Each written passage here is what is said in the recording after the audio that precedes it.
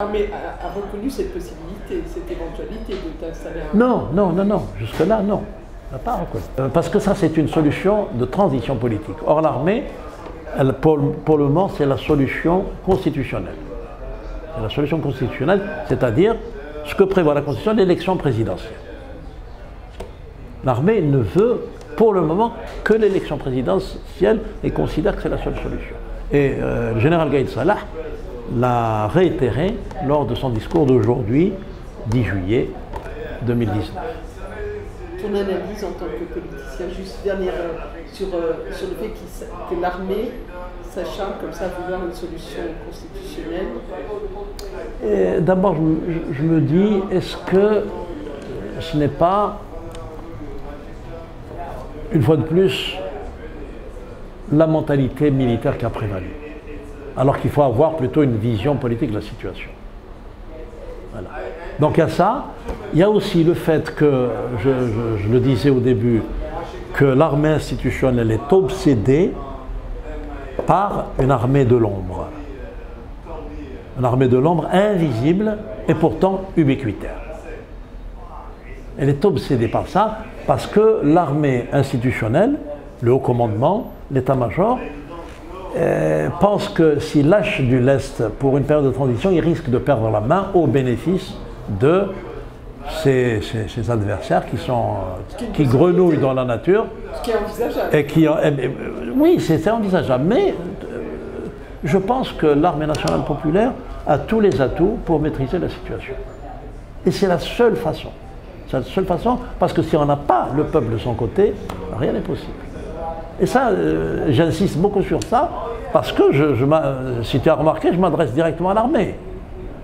Je m'adresse à l'armée. L'armée actuellement, elle a toutes les possibilités pour régler la crise, à condition de se départir d'une mentalité qui veut qu'on doit imposer des choses, que c'est l'armée qui doit décider.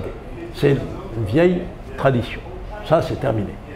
C'est terminé, parce que si on persiste dans cette option, c'est pas bon. C'est pas bon pour le pays. C'est pas bon.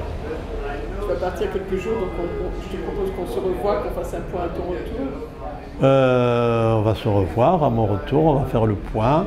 Il y aura peut-être d'autres données. Mon discours, l'armature de mon discours est restée la même. Mais, si tu as remarqué, il tient compte un peu de ce qui s'est passé. Il tient compte de ce raidissement de l'autorité militaire. Et j'ai aussi introduit un nouvel élément, deux nouveaux éléments. C'est d'abord que l'armée peut faire partie du directoire national souverain de transition. C'est une façon de la rassurer et d'avoir quelqu'un aussi qui a son mot à dire, c'est normal. Mais directoire national souverain, ça veut dire qu'il a tous les pouvoirs. Mais je l'ai dit d'une autre façon, avant. Voilà. Et puis aussi, ce que j'ai introduit aussi, c'est de tenir compte de cet arc de feu régional et de l'environnement international. Il faut juste rappeler que l'Algérie est un pays où l'esprit d'indépendance a été formaté depuis le paradigme soumamien de l'Algérie n'est inféodée ni à Londres, ni à Moscou, ni au Caire, et bien sûr, ni à Paris. Ça énerve beaucoup, cet esprit d'indépendance, cette équidistance vis-à-vis des grandes puissances. Ça énerve beaucoup et certains voudraient que l'Algérie soit inféodée à l'un ou l'autre. Mais il y a la réalité politique aussi, parce que le pays s'est affaibli. On peut dire qu'il peut y avoir une féodation relative. La deuxième chose, c'est que l'Algérie aussi a une politique étrangère inflexible. Moi j'ai appelé ça une diplomatie vertueuse, c'est-à-dire qu'elle n'est pas à géométrie variable. La diplomatie algérienne est toujours du côté de l'agressé. La libération des peuples, du côté de l'agressé, le principe de l'autodétermination, etc., etc. Pour elle, la cause palestinienne, elle est juste et sacrée. Donc on ne peut pas sortir de ce paradigme-là. Juste et sacré. Donc soutien indéfectible à la cause palestinienne, même si, bien sûr, l'Algérie, depuis l'effondrement du mur de Berlin, depuis l'affaiblissement de son économie, depuis les troubles de la décennie noire, elle a commencé à appliquer un peu le principe de réalité et s'est un peu repliée sur elle-même.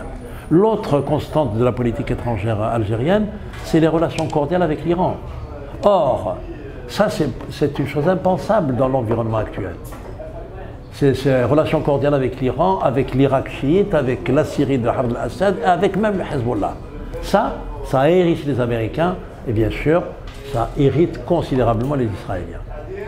Et donc, beaucoup de pays voudraient que ça change, ça.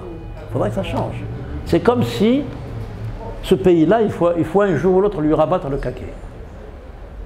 Voilà. Ça aussi, c'est des choses dont il faut... C'est pour ça qu'il y a 3 niveaux.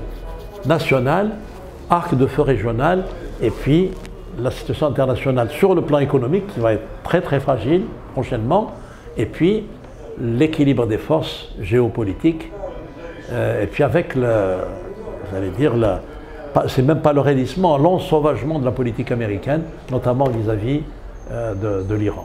Et ça, les Américains commencent à être un peu fatigués de cette constance.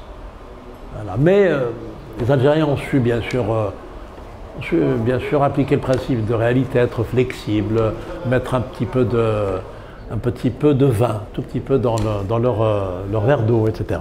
En guise de conclusion, l'avenir, tu vois comment pour l'Algérie? Je commence à avoir de moins en moins d'optimisme. Parce que je me dis que la situation économique est très fragile, qu'il y a une crise économique pendante à l'échelle internationale. Quand les gros vont commencer à maigrir, les maigres vont mourir. Et donc, il y aura une redépossession démocratique, voire même une très grande récession des libertés. C'est-à-dire que si on n'a rien à vous donner, on sait que vous allez vous révolter, mais on va vous fermer vos gueules. Voilà. Donc vous allez vous tenir quoi? C'est ce qui s'est passé pendant la décennie noire. Et c'est ce qui se passe dans tous les pays du monde.